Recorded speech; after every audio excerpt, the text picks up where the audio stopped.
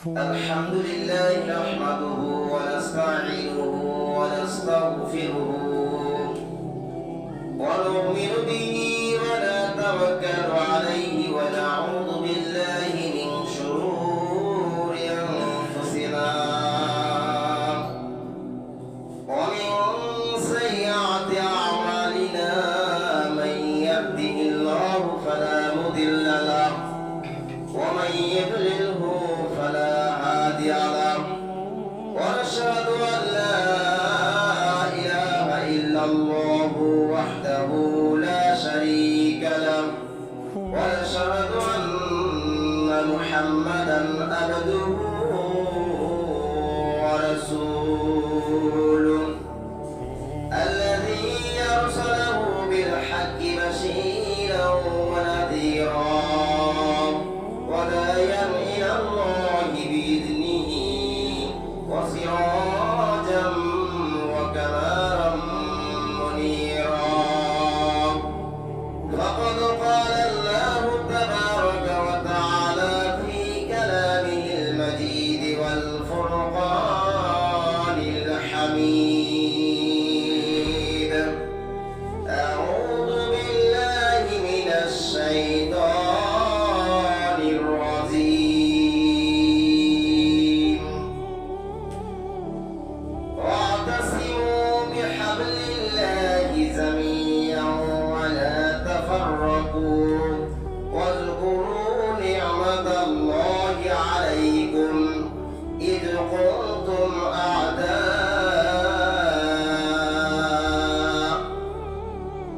فألف بين قلوبكم فأصبحتم بنعمته إخوانا.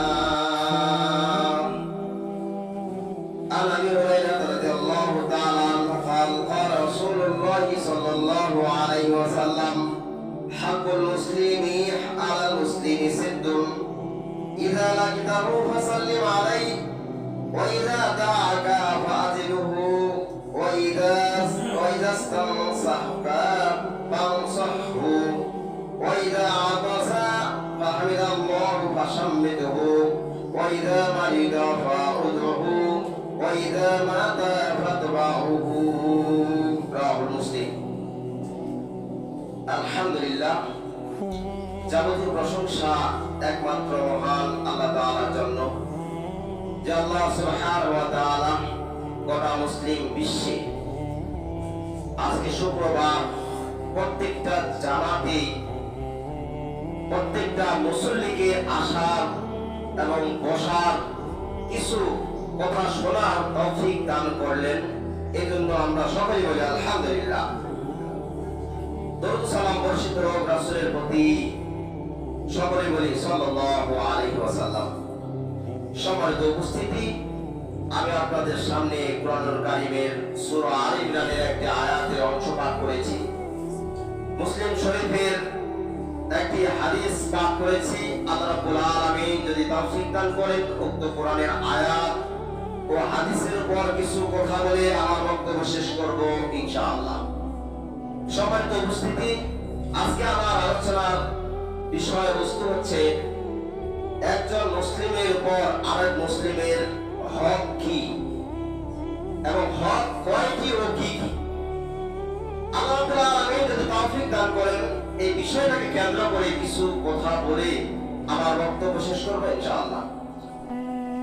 সম্মানিত মুসলিয়ানে কাম এবং পর্দার আড়ালের মা ও বোনেরা, একটু মনোযোগ সহকারে শুনবেন। একজন মুসলমান পুরুষ এবং একজন মুসলমান নারীর কি হক, একজন পুরুষ আরেকজন পুরুষের উপর কি হক, একজন মহিলা আরেকজন মহিলার উপর কি হক, আজকে আমরা হক সম্পর্কে জানবো ইনশাআল্লাহ। আল্লাহ রাব্বুল আলামিন কুরআনুল কারীমে বলেন ওয়াতাসিমু বিহাবলিল্লাহি জামিআ ওয়া লা তাফাররাকু। আল্লাহ রাব্বুল আলামিন বলেন, তোমরা ঐক্যবদ্ধভাবে আল্লাহর রজ্জুটাকে আঁকড়ে ধরো। ঐক্যবদ্ধভাবে একটা সমাবেশের ন্যায় বা এক জায়গায় ঐক্য হয়ে একটা কোরআনের বিধান কি বলে, এই বিধানটাকে মানার নামই হচ্ছে ঐক্যবদ্ধ থাকা। শুধু কোরআনটাকে আঁকড়ে ধরলে হবে না,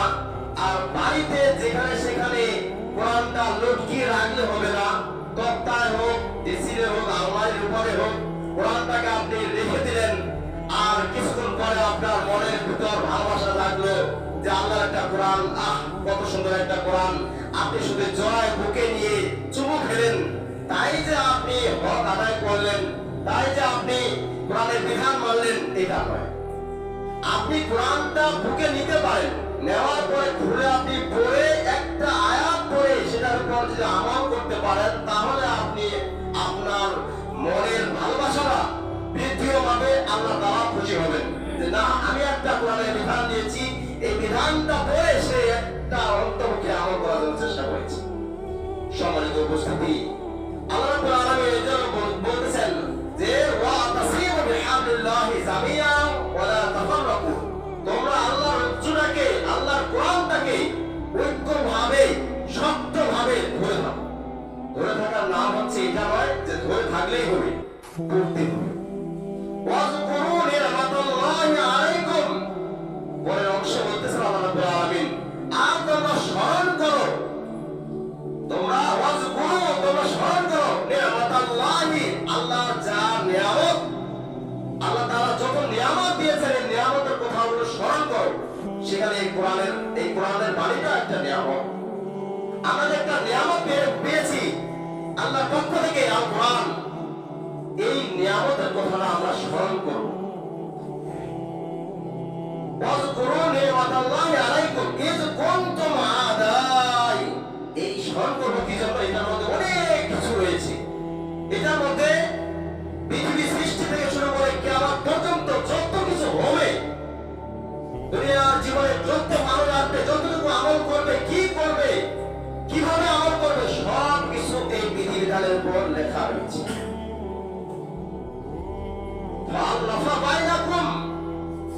যে তোমাদের মাঝে কুলুবিকুম, তোমাদের অন্তরগুলোর মধ্যে একটা ভাগ ছিল,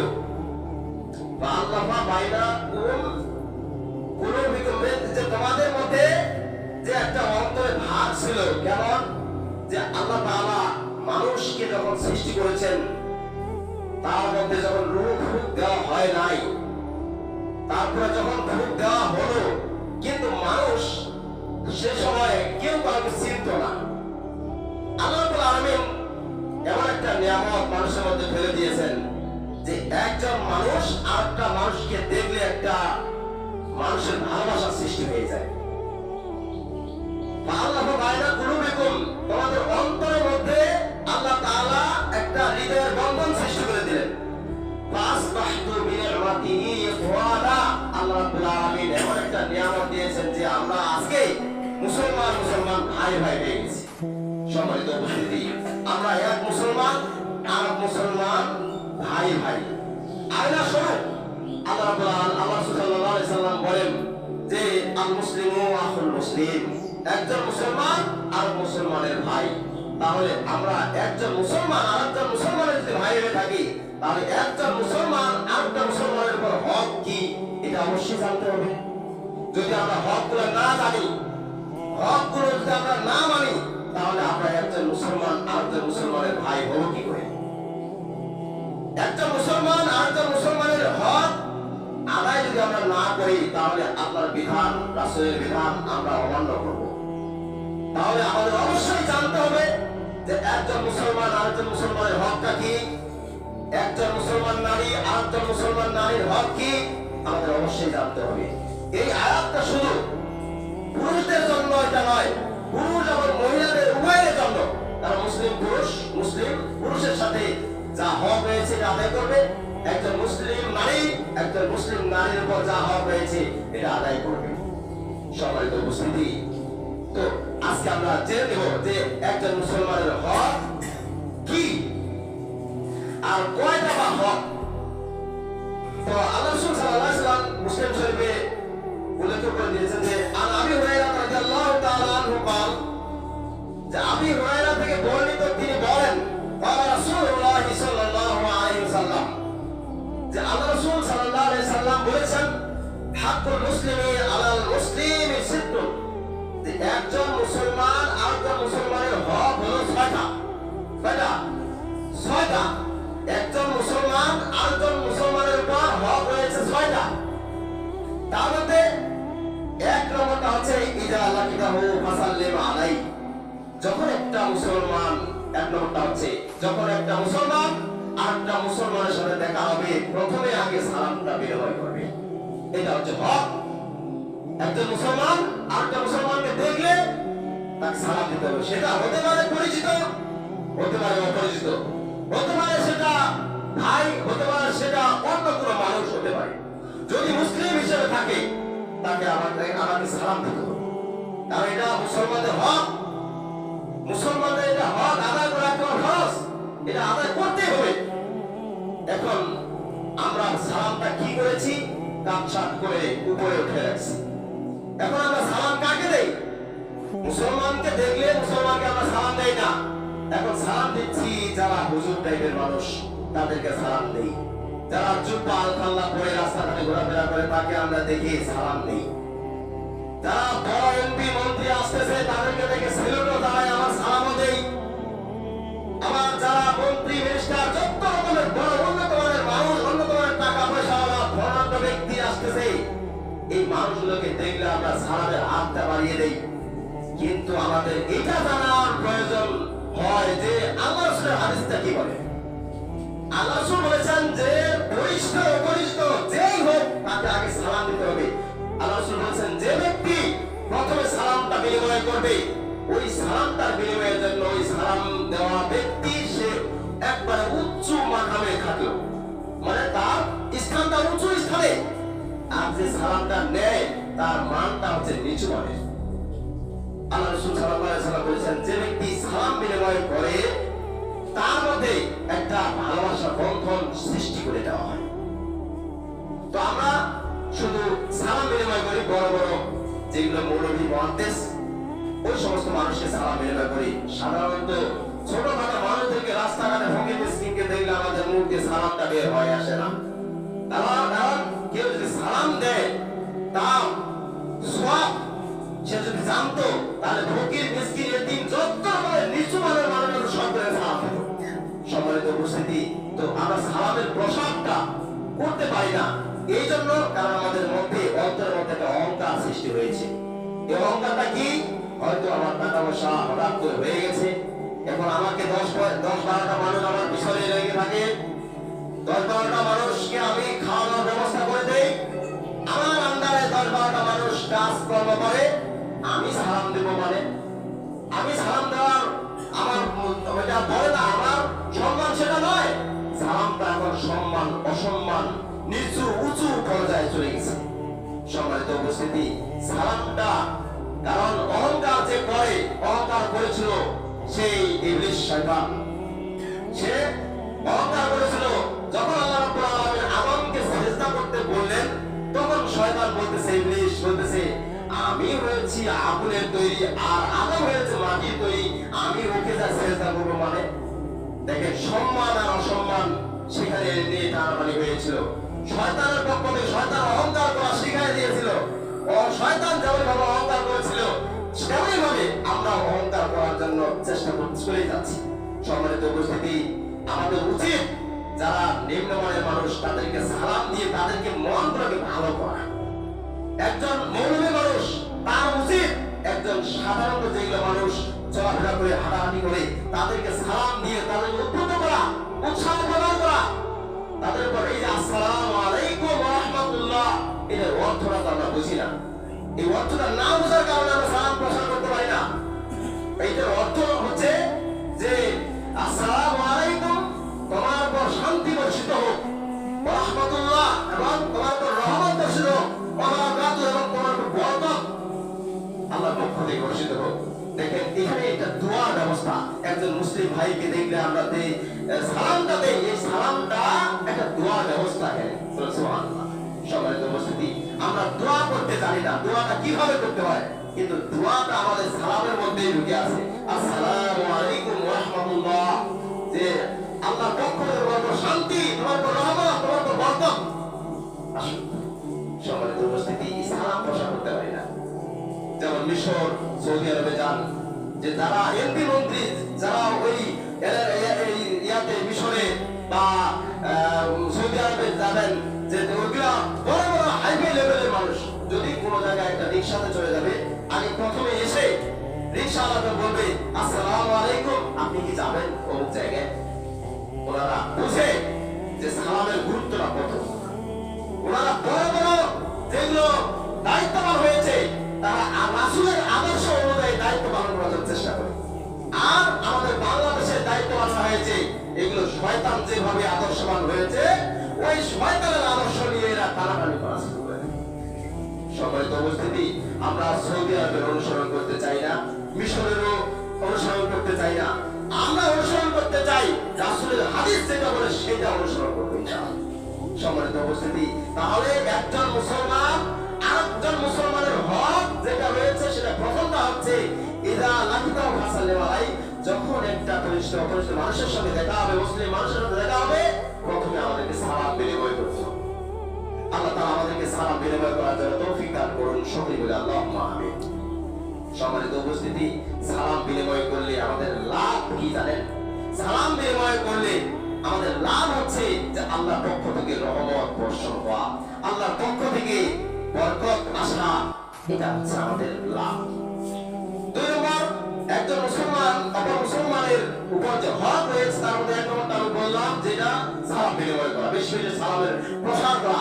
আল্লাহ রাসূল সাল্লাল্লাহু আলাইহি ওয়াসাল্লাম বলেছেন আসসালামু ক্বাবলা কালাম, আপনি কথা বলতেছেন, কথা বলার পূর্বে আপনাকে সালাম দিতে হবে। আপনি প্রথমে সালাম দেন, আফসাস সালাম, সালাম প্রসার ঘটান, আল্লাহ রাসূল সাল্লাল্লাহু আলাইহি ওয়াসাল্লাম বলেছেন।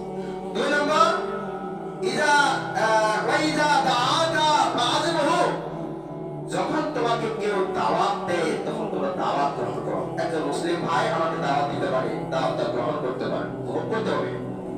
এটা রাসূলের আদর্শ, এটা রাসূলের বাণী, রাসূল এটা বলেছেন, আমরা তাই করতে হবে। কারণ ছোট হোক, গরিব হোক, আর মিসকিন হোক, আর এতিম হোক, আর বড় হোক, যে আমাকে দাওয়াত দিবে দাওয়াতটা আমাকে গ্রহণ করতে হবে। প্রতি মানুষের নিম্ন পর্যায়ে তাই বলে কি আমি দাওয়াত গ্রহণ করবো না? অবশ্যই করবো। দাওয়াত দুই প্রকার, একটা হচ্ছে দ্বীনি দাওয়াত, আরেকটা হচ্ছে খাওয়া দাওয়া দাওয়াত। একটা হচ্ছে আমন্ত্রণ, আর একটা হচ্ছে নিমন্ত্রণ। আমন্ত্রণ হচ্ছে আসতে হবে কিন্তু আপনাকে খাওয়ার ব্যবস্থা করা হবে না। নিমন্ত্রণ হচ্ছে কোনটা? যেটা আপনাকে খাওয়ানো হবে কিন্তু আপনাকে স্পেশালি কিছু দাওয়াতের ব্যবস্থা করেছে, সেটা হচ্ছে নিমন্ত্রণ। সম্মানিত উপস্থিতি, তাহলে যখনই আমাদেরকে কোনো মুসলমান ভাই সালাম দেবেন, সালাম প্রসার করবো, সালাম বিনিময় করবো, দুই নম্বর যখন কোনো মুসলমান আমাকে দাওয়াত দেবে এই দাওয়াতটা অবশ্যই আমাকে গ্রহণ করতে হবে। তো আমরা দাওয়াত দেওয়ালা ব্যক্তিগুলো যেমন হয়েছি, দাওয়াত খাওয়ানোওয়ালা ব্যক্তিগুলো তেমনই হয়েছি। দাওয়াত দেওয়ালা ব্যক্তিগুলো কেমন হয়েছি? দাওয়াত দিচ্ছি যে আমার চাইতে বড় লেভেলের কে কে, বড় মাপের মানুষগুলো কে কে, আমার সমাজের কোন মানুষগুলো আমার মেয়ের বিয়েতে, আমার ছেলের খাতনা বাড়িতে কে বেশি দান করতে পারে, বেশি টাকা দিবে। আমাদের দাওয়াতের উদ্দেশ্য হচ্ছে এটা। দাওয়াতের উদ্দেশ্য কি থাকবে? আমি দাওয়াত করতেছি আল্লাহকে রাজি খুশি করার জন্য, অন্য কোন মানুষের রাজি খুশি করার জন্য নয়, কোন লাভের জন্য এখানে আমি দাওয়াত করবো না। দাওয়াত করবো কিভাবে? আল্লাহকে রাজি খুশি করার জন্য, যে এই দাওয়াত করবো আমার উপর মানুষটা খুশি হবে, আমার জন্য দোয়া করবে, এই দোয়াটাই সে আশাবাদী। কিন্তু আমি আপনি করি কি? দাওয়াত দিচ্ছি বড় হাইফাই লেভেলের, যেগুলো একটু টাকা পয়সাওয়ালা রয়েছে ওদেরকে আমরা স্পেশালি দাওয়াত মানে কি কাজ ছাপাইছি। আর যারা সমাজের গরিব মানুষ, অসহায় মানুষ, বছরে একবার গোস্ত খাইতে পারে না, বছরে একবার ভালো মন্দ কোনো কর্মা ফলা খেতে পারে না, তাদেরকে আমরা ছেড়ে দিয়েছি, তাদেরকে দাওয়াত দেওয়ার ব্যবস্থা নেই। তাদেরকে মুখে মুখে দাওয়াত দেই, আসলে আসলে না আসলে নেই, অত কোনো খসামত নাই। আর যারা স্পেশালি দাওয়াত পাইছে কাজের মাধ্যমে, ও চিন্তা করতেছে যে দাওয়াত দিছে গেলে তো 5 লাখ টাকা নিয়ে যাওয়া হবে, কারণ আমি মান্যগণ্য একজন ব্যক্তি, আমি কয়েক টাকা দাম দিতে হবে না, 1000 টাকার উপরে মূল্য আছে, কারণ আমাকে কাজ দিছে, এই কাজের বিনিময়ে আমার দিতে হবে। সম্মানিত উপস্থিতি, ছোট্ট একটা উদাহরণ দেখি যে যখন ওয়াজ মাহফিল করা হয়, এই ওয়াজ মাহফিলে দেখবেন যারা সাধারণ জনগণ, আম জনগণ, তাদেরকে মাইকিং করে বলা হয় আপনারা আমন্ত্রিত, আপনারা আপনাদেরকে মাদ্রাসার প্রাঙ্গণে আসার জন্য সুব্যবস্থার জন্য অনেক কিছু করা হয়েছে, আপনারা আসবেন, দলে যোগদান করিয়া কামিয়াবি হাসিল করবেন। এইগুলো নিয়ে সাধারণ আম জনগণকে আমরা দাওয়াত দিয়ে দিলাম, ওরা ওয়াজ শুনতে আসবে। আর স্পেশালি যারা দাওয়াত, তাদেরকে আমরা কাজ ছাপাইছি। তো কাজ ছাপায় তাদের বাড়ি বাড়ি গিয়ে, যদি এই এলাকা থেকে 10টা এলাকা দূরে হয়, তারপর তাদেরকে মোটরসাইকেলে হোক, ভাড়া দিয়ে হোক, তাদেরকে দাওয়াতের আপ্যায়নের ব্যবস্থা করেছি। সম্মানিত উপস্থিতি, সন্ধ্যা এলাকার মানুষ, সন্ধ্যা এলাকা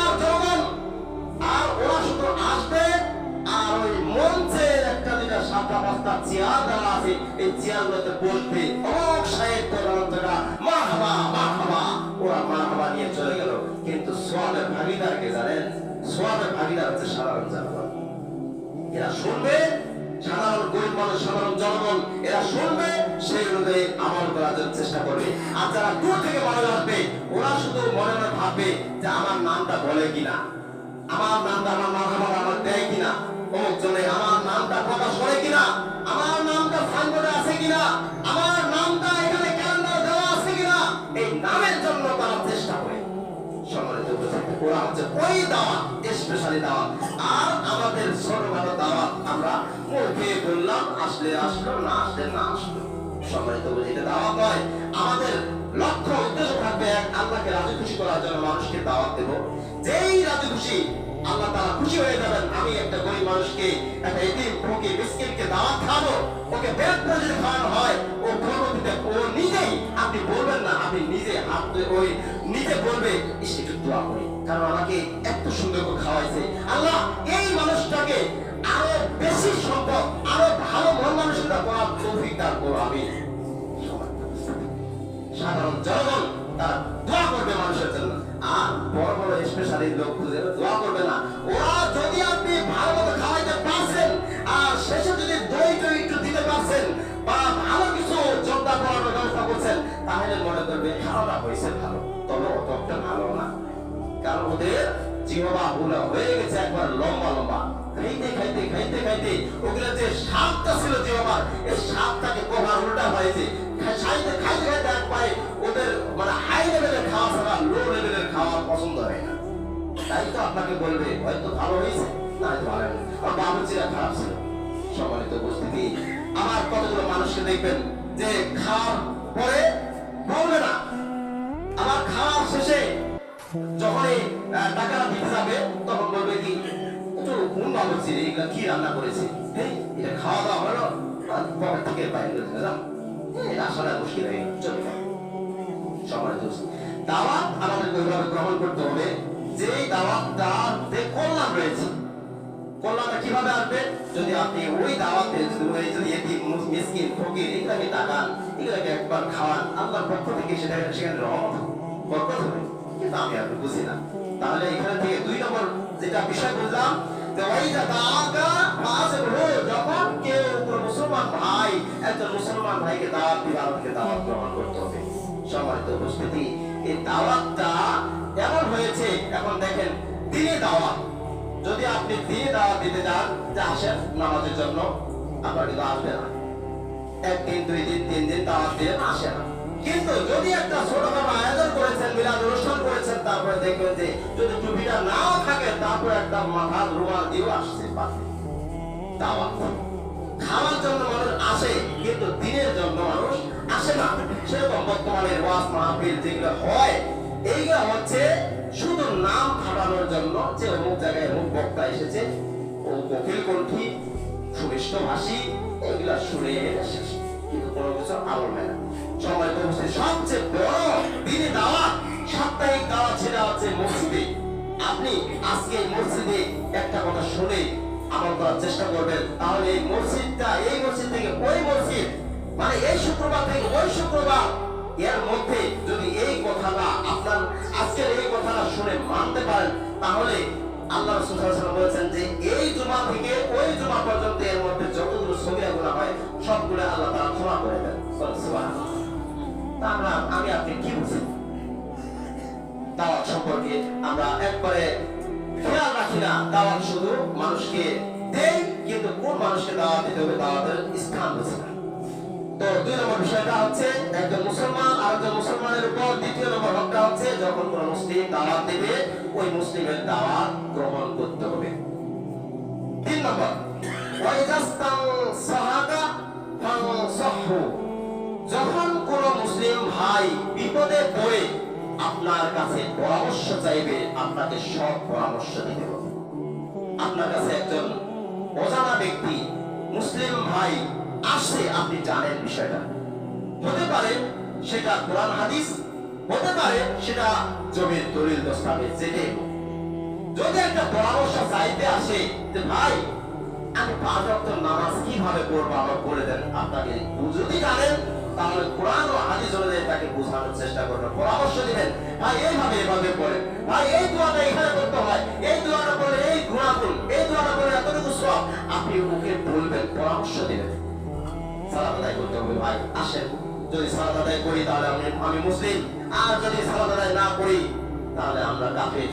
আল্লাহ রাসূল সাল্লাল্লাহু আলাইহি ওয়াসাল্লাম বলেছেন, বাইনাল আবদি ওয়া বাইনাল কুফরি, বাইনাল আবদি ওয়া বাইনাশ শিরকি ওয়াল কুফরি তারকুস সালাত, যে মুমিন এবং কাফিরদের মধ্যে পার্থক্য হলো সালাত।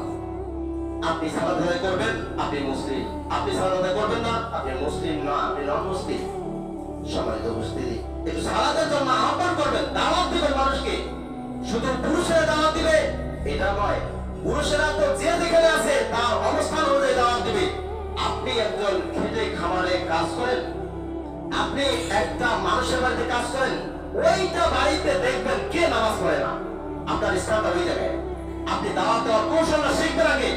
আমি যেই বাড়িতে আপনার সকালবেলা ঘুম থেকে ওঠার পরে, আপনি নাস্তা খাওয়ার পরে আপনি যে উদ্দেশ্যে যাচ্ছেন, আমি একটু ইনকাম করতে যাচ্ছি, শহরে হোক আর মাঠে ঘাটে হোক, যেখানে যাচ্ছি, আপনার উদ্দেশ্যটা প্রথমে হবে যে আমি আজকে যাতে সারাদিনে একটা মুসলিম ভাইকে যে নামাজ পড়ে না তাকে আমি নামাজের আহ্বান করব, ডাকবো, আমি তাকে নামাজ পড়ার ব্যবস্থা করব। আপনার একটা উদ্দেশ্য থাকা উচিত।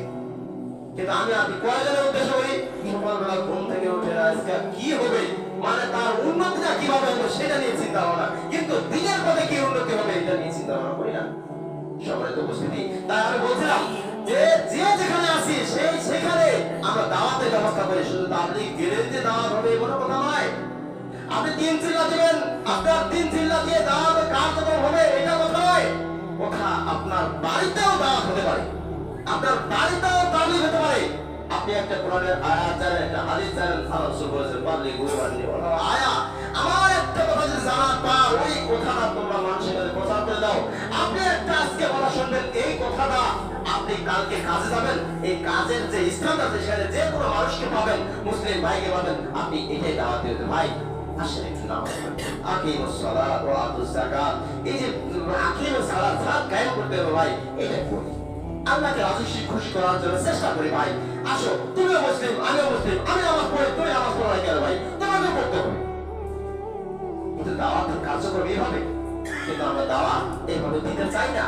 দাওয়াত স্পেশালি দাওয়াত দিতে চাই, শুধু বড় বড় মঞ্চ সাজালে কি দাওয়াত হয় না।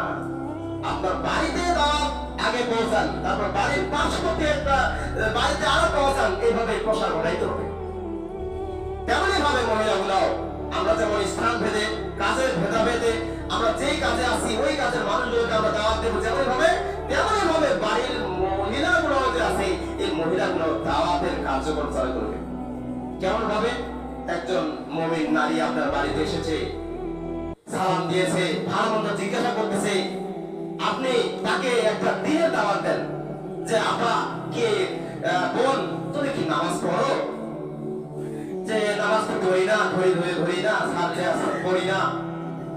বোন তুমি মুসলিম যদি হও, তাহলে তোমাকে মুসলিম যদি দাবি করতে হয় তাহলে প্রথমে তোমাকে আগে সালাম দিতে, তো প্রথমে আগে তোমাকে নামাজের ব্যবস্থা করতে হবে। তুমি নামাজ পড়ো, যদি নামাজ না পড়ো তাহলে তুমি মুমিনা না।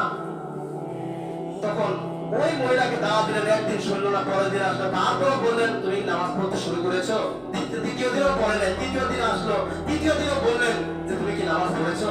এইভাবে যদি মহিলাদের মধ্যেও দাওয়াতি কাজটা চলে, দেখবেন যে এই এলাকায় এই সমাজে এরকম যুবক পুরুষ পড়ে থাকবে না, প্রত্যেকটা নামাজি হবে, আর যুবতী নারীও পড়ে থাকবে না যে এরা আল্লাহর পথে কাজ করে না। সম্মানিত উপস্থিতি, কিন্তু আমাদের দাওয়াতের প্রসারটা ঠিক মতো হচ্ছে না, কৌশল জানা হচ্ছে না। আমরা অহংকার নিয়ে বসে আছি, আমি নামাজ পড়তেছি, এগুলা কে কি করে করুক, নামাজ পড়ে করুক না পড়ে না হোক, নিজে বাঁচলেন আরেকজনকে কি বাঁচালেন না। আল্লাহ রাব্বুল আলামিন বলেন কু আনফুসাকুম ওয়া আহলিকুম নারা, তুমি বাঁচো তোমার আহাল পরিবারকে বাঁচাও। এখানে কি করবেন, এই আয়াতটা কি অস্বীকার করবেন? তুমি বাঁচো মানে আমি বাঁচবো, আমার পরিবার বাঁচবে না, আমার পরিবারকে তো বাঁচাইতে হবে। এখানে আমার পরিবার বলতে এখানে শুধু আমার পরিবারটা তো ঠিক, কিন্তু গোটা মুসলিম বিশ্বটাকে একটা পরিবার ধরতে হবে, একটা পরিবার ধরতে হবে। কারণ যারা মুসলমান রয়েছে বিশ্বে, আমার হাতের লাগালে যতগুলো মানুষ রয়েছে সব জাহান্নামের আগুন থেকে বাঁচাইতে হবে। সম্মানিত উপস্থিতি, আমার যতটুকু যাওয়ার দরকার ততটুকু আমি যাব। এই যাওয়ার পথটাকে যতটুকু আমি অতিক্রম করবো, এই মানুষগুলোকে আমি ইসলামের পথে দাওয়াত দেব। এরপরে অন্য দেশে তো যাওয়া সম্ভব না।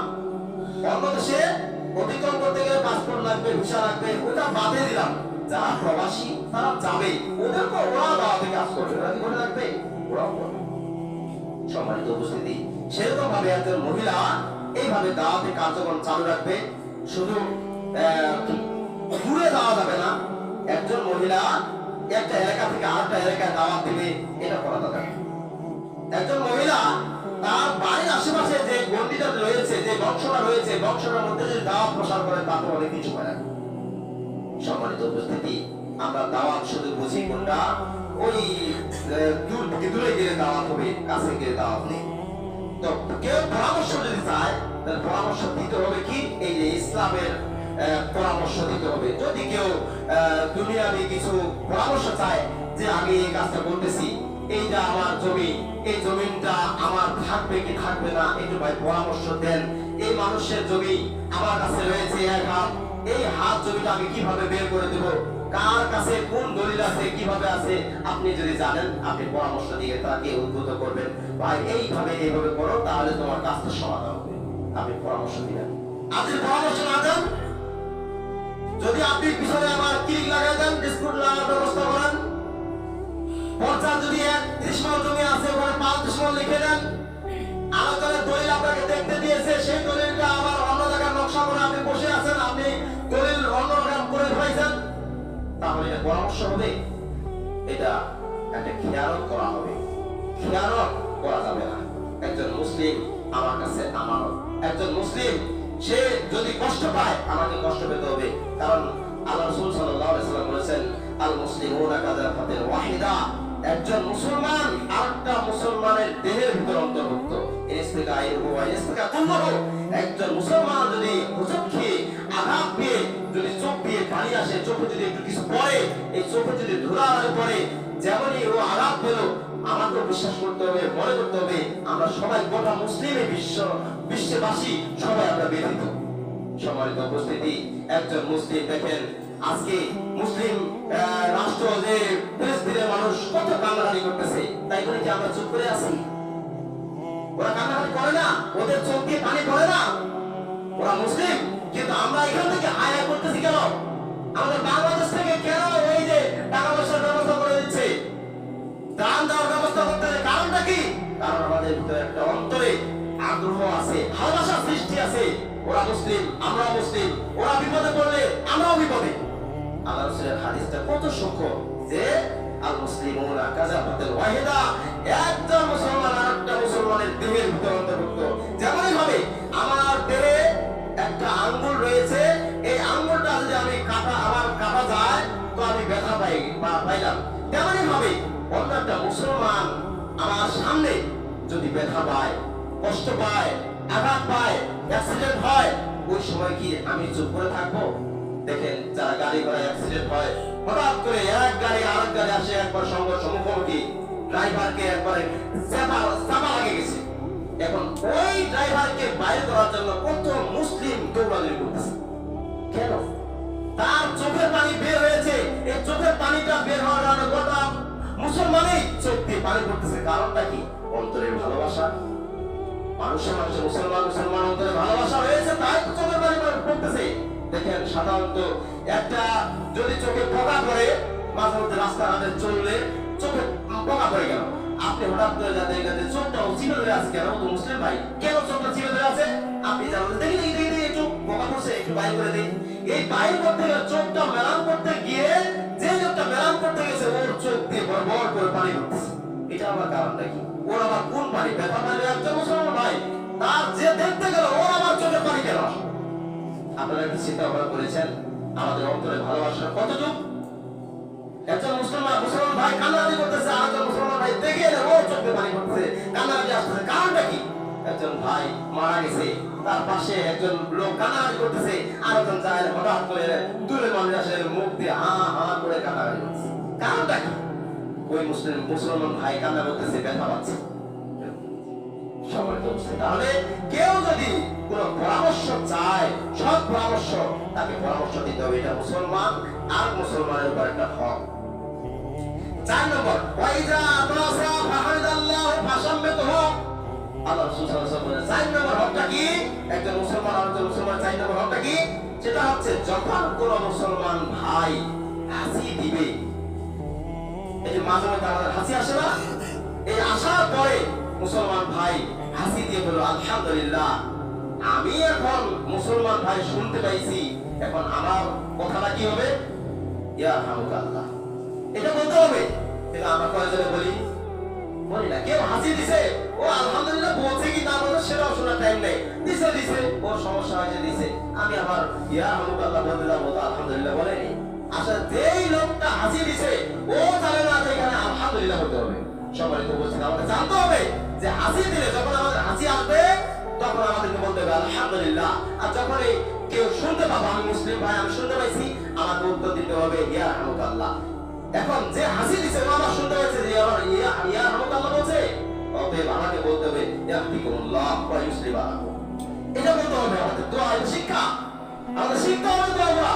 আল্লাহ আমি আপনি মুসলিম ভাই ভাই দোয়া শিক্ষা লাভ করি, দোয়া খালি করি, নামাজ নামাজের পরে আল্লাহু আমাদের কান্নাকাটির ব্যবস্থা করে দেই, বিয়ের অনুষ্ঠান হচ্ছে অনুষ্ঠানের পরে আমরা কান্নাকাটি শুরু করে দেই, দোয়া আয়োজন, আর ওই দোয়াগুলো করতেছি, কিন্তু আমাদের চলতে ফিরতে দোয়া হয়েছে, দোয়াগুলো প্রয়োজনে চিন্তা করি না। সম্মানিত উপস্থিতি, তাই আমাদের যখন কোন মুসলিম ভাই হাসি দিবে, হাসি দিলে যদি ও আলহামদুলিল্লাহ বলে আমাদেরকে বলতে হবে, আমি যদি শুনতে পাই যে ও আলহামদুলিল্লাহ বলছে তাহলে আমাকে বলতে হবে ইয়া রাহমাতুল্লাহ। আর যদি ইয়া রাহমাতুল্লাহ ও শুনতে পায় হাসি দেওয়া ব্যক্তি, তাহলে ওই হাসি দেওয়া ব্যক্তি বলবে ইয়াহদিকুমুল্লাহ ওয়া ইউসলিহু বালাকুম। এটা সম্মানিত উপস্থিতি, তবে নামাজের সময়টা একটু ভিন্ন। যখন কোন মানুষ নামাজে দাঁড়াইছে, এই নামাজে দাঁড়ানো অবস্থায় তাকবীরে তাহরিমা বাঁধার পরে ওর হাসি চলে আসছে, আপনিও তাকবীরে তাহরিমা বাঁধেছেন, এখন ওর হাসি আসছে, এই হাসি আমি যদি হাসি দেই তাহলে আমি আলহামদুলিল্লাহ বলতে পারবো, কিন্তু আপনি শুনলেন এখানে ইয়া রাহমাতুল্লাহ বলতে পারবেন না।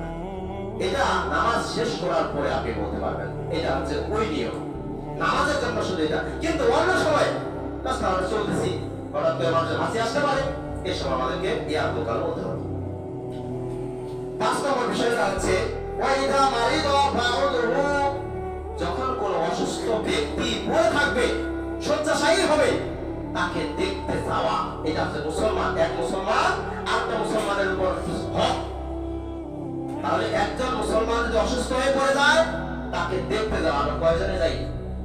আমাদের সমাজে কি অসুস্থ ব্যক্তি নাই? অসুস্থ ব্যক্তি আছে, কিন্তু আমরা কয়জনে যাই? অসুস্থ ব্যক্তি পাশেই যাই না। আল্লাহ রাসূল সাল্লাল্লাহু আলাইহি ওয়াসাল্লাম বলেছেন, যে ব্যক্তি একজন অসুস্থ ব্যক্তিকে পড়ে থাকা ব্যক্তিকে দেখতে গেল, তার জন্য সে যদি সকালবেলা দেখতে যায় তাহলে সন্ধ্যা পর্যন্ত আল্লাহর পক্ষ থেকে 70,000 ফেরেশতা তার জন্য ক্ষমা প্রার্থনা করে। বলুন সুবহানাল্লাহ।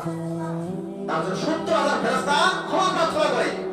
আর যে রাতে দেখতে গেল মাগরিবের পরে, দিন শুরু হয়ে গেল, পরে দিন শুরু হয়ে গেল, আরবিক মাস, আরবিক দিন হচ্ছে এই মাগরিব থেকে মাগরিব, এটা হচ্ছে একদিন, আর মাগরিব থেকে শুরু হবে অন্য দিন।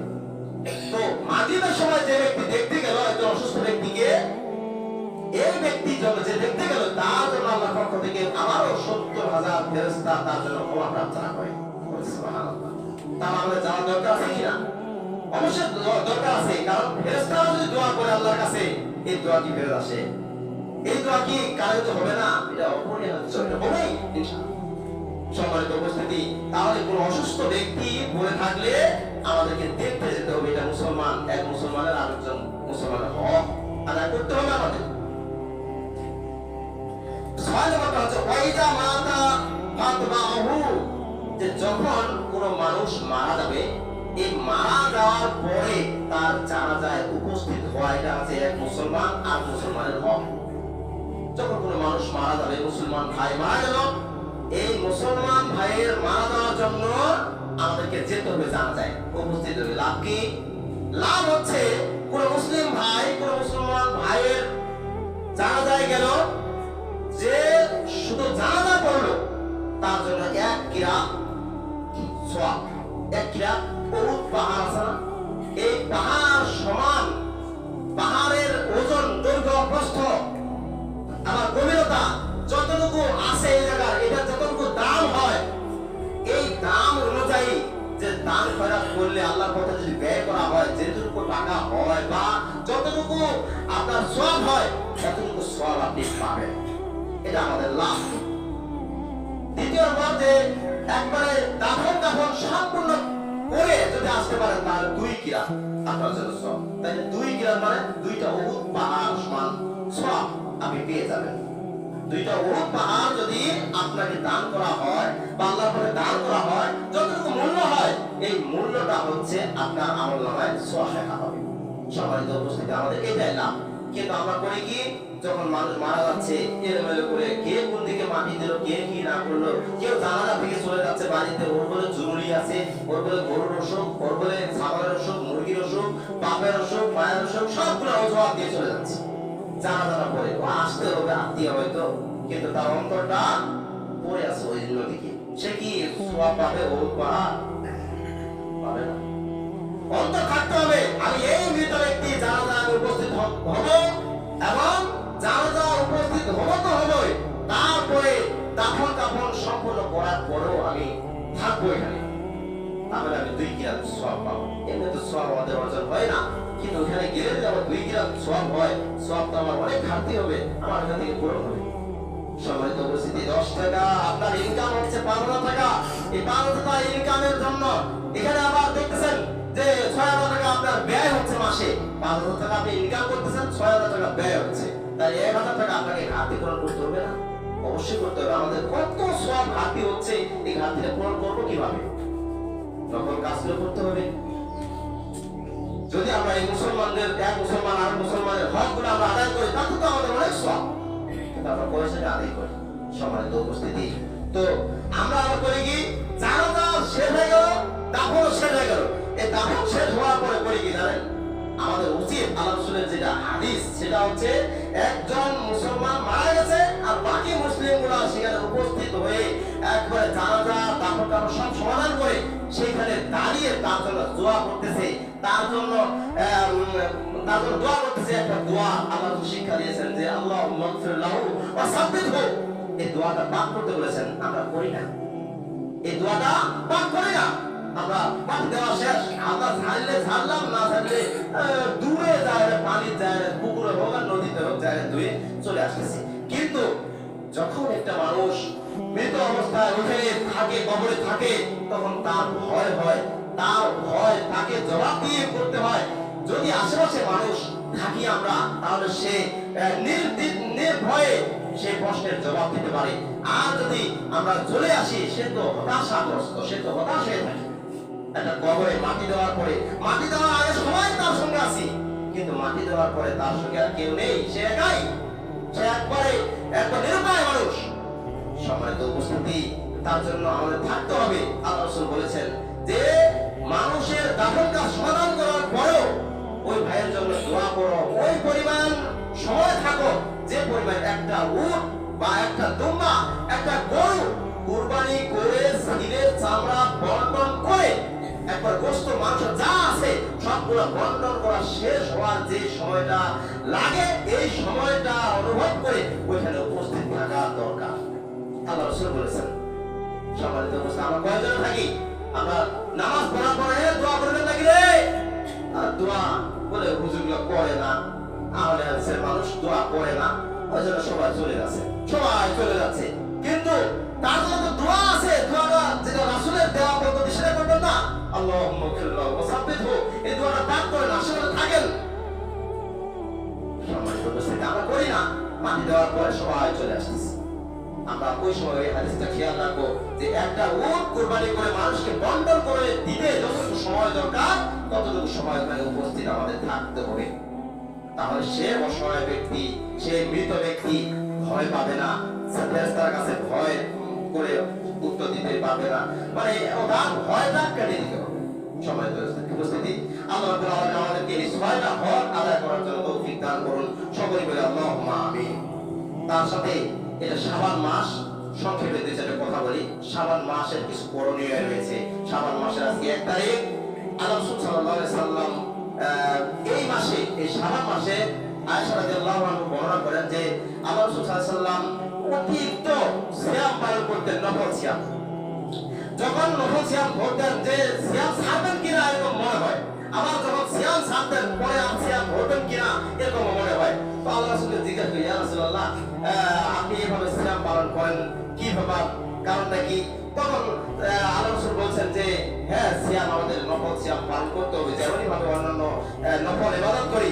কারণ নফল ইবাদত করি এই জন্য, যখন ফরজ ইবাদতগুলো আমাদের ছুটে যায়, এই ফরজ ইবাদতগুলো কিছুটা কম বেশি হয়, এটা আমাদের নফল দিয়ে পূর্ণ হয়। তেমনই ভাবে সামনে আমাদের রমজান মাস আসতেছে, এই রমজান মাস আসার পূর্বে মানে শাবান মাসে আমাদের 15 দিন আগে আমাদের একটা প্র্যাকটিসের দরকার রয়েছে। আল্লাহ রাসূল বলেছেন প্র্যাকটিস করতে হবে, কারণ এই সময় যদি আমরা প্র্যাকটিস না করতে পারি তাহলে রমজান মাসে আমাদের গ্যাস্ট্রিকের চাপটা বেশি দিবে। গ্যাস্ট্রিকের চাপটা আমাদের পূরণ করে নিতে হবে আগে এই শাবান মাসের এই 15 দিন, আজকে 1 তারিখ থেকে 15 তারিখ পর্যন্ত, এর মধ্যে আল্লাহ রাসূল সাল্লাল্লাহু আলাইহি ওয়াসাল্লাম বেশি বেশি করে সিয়াম পালন করতেন। 2টা 4টা 5টা যাই হোক, আল্লাহ রাসূল সাল্লাল্লাহু আলাইহি ওয়াসাল্লাম বেশি অংশে অধিক পরিমাণে এই 15 দিন সিয়াম পালন করতেন।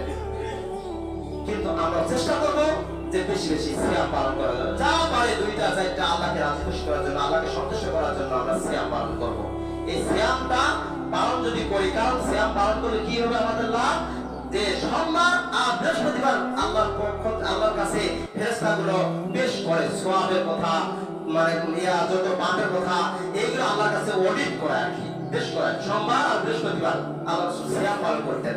এই সোমবার আর বৃহস্পতিবার এই 2 দিন তো এটা সাধারণ, যারা আমরা কোম্পানিতে কাজ করি, যারা আমরা গার্মেন্টস ফ্যাক্টরিতে কাজ করি, এরা আমরা বুঝতে পারবো যে এদের সাপ্তাহিক আসে অডিট, মাসে একটা অডিট আসে, 6 মাসে একটা অডিট আসে, আর বছরে একটা অডিট আসে। বছরটা আমাদের শেষ, সেটাই হচ্ছে 1 শাবান থেকে পরের শাবান পর্যন্ত এই কতটুকু আমল করেছি, কতটুকু সওয়াব অর্জন করেছি, কতটুকু পাপ করেছি, এগুলো হিসাব হবে এই 15 শাবানের আগে। তো আল্লাহ রাসূল বলছেন যে আমি যদি এই 15 শাবান যে আমার সওয়াবগুলো পেশ করা হবে, আমি যদি সেই সময় আমি যদি রোজাদার অবস্থায় থাকি, সিয়াম পালন অবস্থায় থাকি, তাহলে আল্লাহ তাআলা খুশি হবেন, ফেরেশতারা খুশি হবেন, ফেরেশতারা সাক্ষী দিবেন যে অমুক বান্দারা এখনো রোজা আছে, ওখানে সিয়াম পালন করতেছে, ইয়া আল্লাহ তাকে ক্ষমা করো। সম্মানিত উপস্থিতি, এটা মাস হচ্ছে একটা ইবাদতের প্রস্তুতির মাস। এটা হচ্ছে শাবান মাস। এই 1 তারিখ থেকে 15 তারিখের মধ্যে যা 2 4টা 5টা আপনারা সিয়াম পালন করতে পারেন, করবেন ইনশাআল্লাহ। তবে 15 তারিখের পরে 15 তারিখ থেকে 30 তারিখ পর্যন্ত আপনি নফল সিয়াম পালন করতে পারবেন না। সম্মানিত উপস্থিতি, আল্লাহ রাব্বুল আলামিন আমাদেরকে শাবান মাসের সিয়াম পালন করার জন্য তৌফিক দান করুন, সকলে বলে আল্লাহুম্মা আমিন। এবারে আমার সংক্ষিপ্ত আলোচনা শেষ করেছি। আলহামদুলিল্লাহি রাব্বিল আলামিন।